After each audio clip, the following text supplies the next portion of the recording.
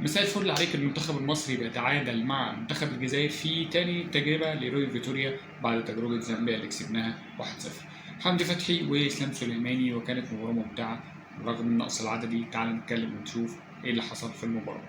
بداية تشكيل روي فيتوريا النهارده كان في حراسة المرمى محمد الشناوي، عبد المنعم وعلي جبر، على اليمين محمد هاني قبل ما يطرد طبعا، وبعد كده عمر كمال كمل مكانه بديل، والناحية التانية محمد حمدي اللي بيقدم مستويات متميزة، النني، حمدي فتحي، زيزو اللي ما قعدش كتير بعد خروج طبعا محمد هاني. كان خروج طبعا زيزو ونزول عمر كمال عشان يقفل الجبهة اليمين بعد خروج هاني للطرد.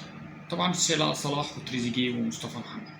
في بداية المباراة أول ربع ساعة طبعا كانت امتلاك كامل للكرة ومنتخب الجزائر ولعب على الأطراف، وخاصة الطرف اليمين اللي هو الناحية الشمال بتاعتنا اللي هو عند نجم طبعا الجزائري في اتحاد جدة رياض محرز. هجمة من هنا وهجمة من هناك، ولكن في الربع ساعة الثانية إنه يبدأ يمسك نص الملعب في تاني ربع ساعة من الشوط الأول. هجمة من هنا وهجمة من هناك، تريزيجيه يقطم ويسدد، الحارس يصدها. هجمة تانية كمان برضو كانت بين تريزيجيه جاي من الناحية الشمال عند محمد حمدي اللي قلت لك عامل مستوى كويس ومباراة كويسة، يفوت تريزيجيه تروح لصلاح بشماله ويحطها تيجي في العارضة الأفقية من فوق ويضيع الهدف الأول لمصر. زي ما قلت لك خروج محمد هاني للطرد كان طرد مستحق، الراجل رافع رجله دينجرس بلاي، رافع رجله خابط الولا 100% طرد.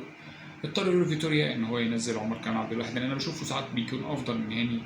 بس اللي غزني اللي ضايقني انه ليه طلع زيزو بالنسبه لي افضل صانع لعب او رقم 8 في مصر بالنسبه لي. يعني هو عنده امكانيه يلعب الشمال، يلعب يمين، يسدد، يراوغ، يعمل اسيست زي الاسيست اللي قلت لك عليه بتاع الماتش اللي فات. كان مين؟ كان لحمدي فتحي برضه، كان اسيست زيزو طبعا اثر كتير غيابه، ولكن تريزيجيه كان موجود وقدر يقفل الخانه دي. هجمه من هنا وهجمه من هناك، الموضوع فضل سجال. قبل نهاية الشوط الأول كانت في هجمة اسيست من صلاح بعد الطرد، بحيث إن إحنا مثلا تتراجع، لا ما نتراجعناش. كان في هجمة كويسة جدا من صلاح، كرة جاية من نص الملعب من حمدي لصلاح، صلاح يفوتها لمصطفى، يروح لمصطفى يعدي يرقص الجون يلعبها بيمينه، ولكن كان شايف إن المدافع راجع ومغطي، كان المفروض يلعبها عالية عشان المدافع ما يعملش تاكلينج ويجيب الكورة. انتهى الشوط الأول 0-0 مع بداية الشوط الثاني زي بداية الشوط الأول بالظبط. بداية ضاغطة من الجزائر، امتلاك للكورة من الجزائر، لعب على الطرف اللي فيه رياض محرز، متفقين، لكن ما كانش استحواذ على الفاضي. في الدقيقة 52 هدف من رأسية للاعب الجزائر، كرة تتلعب له من الناحية اليمين من الناحية الشمال من عند رياض محرز، تمام، يطلع له من رياض محرز الكورة تتعلق، الشناوي يبص عليه كده يفكر تفكيرين، طب اطلع لها، طب لا ما اطلع لهاش، راح طلع بدماغه، ولكن كان تسلل 100% في الدقيقة 52 والهدف بتاع الجزائر يتلغي. برضه من اللي كانوا عاملين مستويات حلوه جدا مصطفى محمد، ضيع انفراد ولكن برضه كان بيأدي أداء كويس. في الدقيقة 60 سدد كرة زي ما قلت لك، تاني ربع ساعة كانت برضه للمنتخب المصري زي الشوط الأول. تاني ربع ساعة زي ما قلت لك تسديدة من مصطفى محمد يشوطها، يصدها الحارس، تبقى كورة ركنية يطلع لها تريزيجيه يلعبها بيمينه، تتطرف خالص على جبر مستنيها يحطها بدماغه، ولكن الحارس يتفاجئ يقول لك لا ما لعبهاش، طب تفاجئ يطلعها ولسه الهجمة موجودة. زي ما قلت لك استمرارا لضغط المنتخب المصري في الدقيقة 70 أو الدقيقة 65 حاجة كده في الرينج ده، ما تدقوش معايا يا عم. حاول يطلع له تريزيجيه يرفعه برضه لعلي جبر اللي كان متطرف في نفس الكورنر الناحية التانية نفس المكان، لعبها بدماغه رايحة لحمدي فتحي، حطها برجله في جون والهدف الأول لمنتخب مصر. روي فيتوريا قرر إن هو يغير، نزل مرموش، طلع تريزيجيه، طلع علي جبر الإصابة ونزل مكانه ياسر إبراهيم. فضل فريق الجزائر في محاولات قوية إن هو يجيب هدف، دلوقتي مشي بين الدقيقة 80 الدقيقة 90.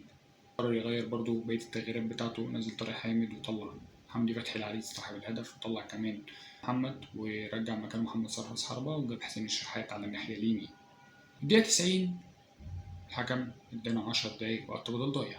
منتخب صعب، منتخب قوي جدا، ما اقدرش ان انت تغلبه بالسهل، وعلى الرغم ان انت اصلا ناقص واحد. ما انا عايز اقول لك ان الاداء اتحسن بعد ما اتطرد مننا الواحد، مش هو السبب، بس الفكره ان اللاعب المصري نفسه لازم تديله ضغط وستريس عشان تقدر تطلع منه كل حاجه.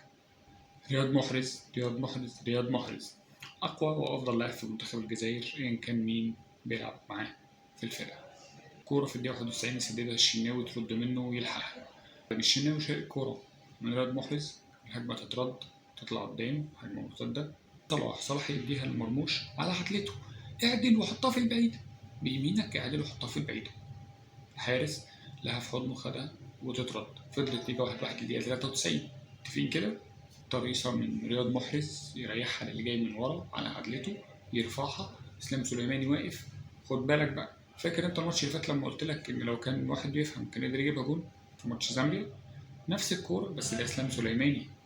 اسلام سليماني واقف بين محمد عبد المنعم وبين علي جبر. ده الماتش اللي فات. النهارده محمد عبد المنعم وياسر ابراهيم بعد ما علي جبر طلع مستنيها وطلع لها ولعبها عكس الاتجاه الشناوي وحاول معاها قاعده خدت منه وكملها كمان رياض محرز واحده في التعادل. وعايز اقول لك كمان الشناوي شال كمان كورتين بعدها، ولولا تألق الشناوي كان انا اتغلبت وراه في اخر دقيقه عشان عارف انا طولت عليك يا جو. انت الوحيد اللي بتسمعني، طب هنعمل ايه؟ مباراه كويسه رغم الطرد. 1-1 مع الجزائر مش وحشه، كويسه، بس مستنيين افضل، مستنيين حلول هجوميه، ومستنيين كان وجود زيزو افضل من النني. الفيديو عجبك الفيديو متنساش تعملوا لايك. شكرا.